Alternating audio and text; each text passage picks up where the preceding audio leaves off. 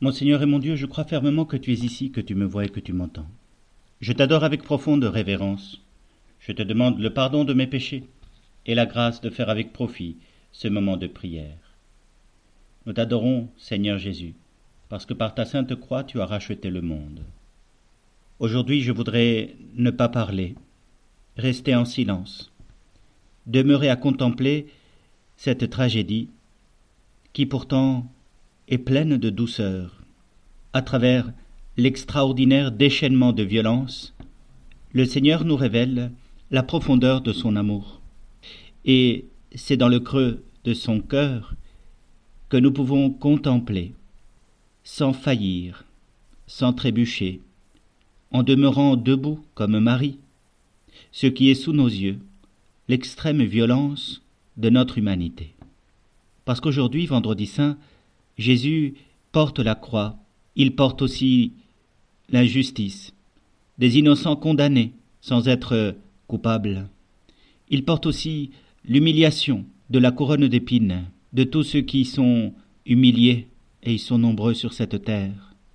Il porte aussi les traces douloureuses de la flagellation, de ceux qui ont vu leur corps physique traversé par l'acier, l'os, la pierre, de ceux qui ont souffert, non seulement à la surface de leur peau, mais dans leur âme, des tortures, des violences, des lâchetés, de certaines décisions politiques. Jésus porte sur sa chair les traces de notre violence. Et puis on lui a mis la croix sur les épaules. Il n'en peut plus et on en rajoute. Mais il tient debout et il va avancer sur le chemin, à porter notre croix et avec elle toutes les souffrances de notre humanité. Jusque sur la croix, jusqu'à mourir comme un condamné à mort, comme un malfaiteur, pour rejoindre enfin toutes les souffrances que le péché provoque dans notre histoire humaine. Jésus sur la croix va créer une solidarité particulière entre tous ceux qui souffrent et Dieu lui-même. Il est véritablement, comme dit l'Épître aux Hébreux, le prêtre qu'il nous fallait, qui réalise l'union entre notre humanité et Dieu, qui l'a créé là où notre humanité a besoin d'être sauvée, dans sa souffrance, dans l'expression de sa violence. Et Jésus prend sur lui toute cette souffrance. Il va la prendre et la transfigurer par son offrande d'amour. Il va répondre à cette violence par la douceur, par la bienveillance. Père, pardonne-leur, ils ne savent pas ce qu'ils font. Combien de fois cela nous est arrivé de ne pas savoir ce que nous faisons en faisant le mal, et de mesurer, après l'avoir fait, tous les dégâts qui, navrants, se trouvent sous notre regard. Tournons-nous vers le Seigneur. Le Christ lui-même a souffert pour vous, et vous a laissé son exemple, afin que vous suiviez ses traces. Lui qui n'a jamais commis de péché ni proféré de mensonge. Couvert d'insultes, il n'insultait pas. Accablé de souffrances, il ne menaçait pas.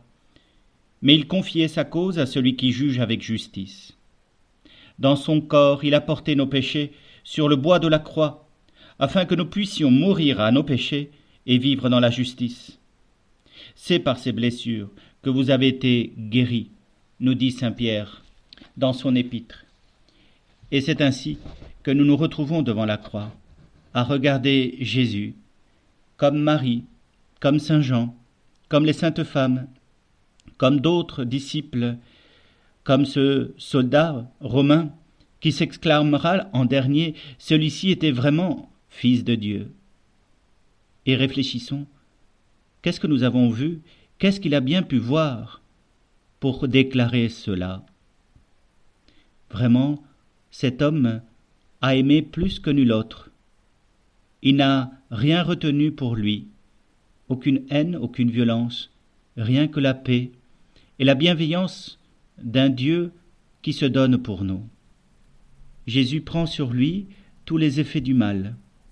Il le prend pour que dans son cœur, il soit comme renfermé, parce que dans son cœur va résider la réponse de Dieu.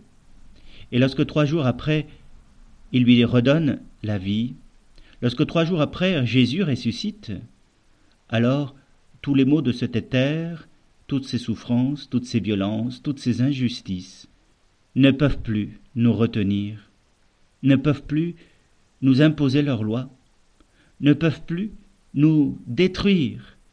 L'espérance est désormais enracinée en Dieu, dans son cœur, qui traverse toutes les souffrances. Et ce n'est pas anodin que l'Église, dans tout là où elle se déplace, nous mette sous les yeux la croix. Elle n'est plus ce monument de la torture humaine. Elle est devenue l'entrebâillement de la vie éternelle, de la miséricorde divine, de sa compassion pour nous, de sa bienveillance pour toutes les personnes qui souffrent. Elles sont rejointes non plus en parole, mais en acte. Au fond de leur âme, Dieu peut les rejoindre par la foi. Et Dieu, en nous rejoignant dans la foi, nous aide à porter ce mal que nous subissons, auquel pourtant nous donnons nos gages de temps en temps, car nous sommes complices de ce mal, parce que nous le faisons de temps en temps. Mais Jésus est venu nous en tirer. Il est venu nous rejoindre là où nous le subissons le plus dans notre chair, et au fond de l'âme, lorsque Dieu s'y trouve, rien ni personne ne peut nous séparer de lui. Et alors, la vallée de larmes n'est plus qu'un passage vers un accomplissement plus grand, et la joie en espérance peut être si forte qu'aucune douleur, aucune violence ne peut l'atteindre. Ils sont nombreux à l'avoir vécu, cette joie inaltérable au milieu des événements terribles. Et cela, c'est une grâce que nous devons et pouvons solliciter en regardant Jésus sur la croix. Regarde-le, il est avec toi, il porte avec toi ton offrande, ta souffrance, la violence subie, l'innocence bafouée. Il est avec toi, il est avec tous ceux qui, dans sa création, souffrent parce qu'il a créé cette solidarité sur la croix. Et nous le regardons comme à chacune de nos Eucharisties, où nous renouvelons le sacrifice de Jésus, où nous faisons le mémorial de cette offrande. Et nous percevons à travers les signes austères de la croix les clartés lumineuses de la gloire divine. Jésus nous regarde devant le Père, et devant le Père, il porte toutes les suppliques de notre humanité blessée, toutes ces violences. Oui, nous subissons le mal, même si parfois nous en sommes complices. Et alors, nous nous tournons vers Jésus. Aide-nous à porter ce mal, aide-nous à porter nos croix. Aide-nous, Seigneur, à te rendre gloire, pour que le monde sache que nous aimons le Père bien plus que la souffrance momentanée de ce que la vie sur terre nous réserve. Il est des grands auteurs qui nous aident à méditer sur le mystère de la croix. Je voudrais lire ce texte de saint Théodore le Studite et nous aider ainsi à méditer sur ce mystère. Quel don infiniment précieux que la croix! Oui, comme sa vue est belle! La beauté qu'elle nous présente n'est pas mêlée de mal et de bien comme jadis l'arbre du jardin d'Éden. Elle est tout entière admirable et belle à voir et à partager. En effet, c'est un arbre qui donne la vie et non la mort, la lumière et non l'aveuglement. Elle fait entrer dans l'Éden, elle n'en fait pas sortir. Cet arbre sur lequel le Christ est monté comme un roi sur son char de triomphe a perdu le diable qui avait le pouvoir de la mort, en délivrant le genre humain de l'esclavage du tyran. C'est sur cet arbre que le Seigneur, comme un combattant d'élite, blessé aux mains, aux pieds et à son côté divin, a guéri les cicatrices du péché, c'est-à-dire notre nature blessée par le dragon mauvais. Après avoir été mis à mort par le bois, nous avons trouvé la vie par le bois. Après avoir été trompés par le bois, c'est par le bois que nous avons repoussé le serpent trompeur. Quels échanges surprenants! La vie au lieu de la mort, l'immortalité au lieu de la corruption, la gloire au lieu de la honte. C'est avec à propos que l'apôtre s'est écrié « Je ne veux trouver ma gloire que dans la croix de notre Seigneur Jésus, par qui le monde a été crucifié pour moi, et moi pour le monde. Car cette sagesse au-dessus de toute sagesse, qui a fleuri sur la croix, a rendu stupides les prétentions de la sagesse du monde. La connaissance de tout bien qui a fructifié sur la croix a retranché les bourgeons du mal. C'est par la croix que la mort a été tuée et Adam rendu à la vie. C'est par la croix que tous les apôtres ont été glorifiés, tous les martyrs couronnés, tous les saints sanctifiés. C'est par la croix que nous avons revêtu le Christ et dépouillé l'homme ancien. C'est par la croix que nous avons été ramenés comme les brebis du Christ et que nous sommes rassemblés dans la bergerie d'en haut.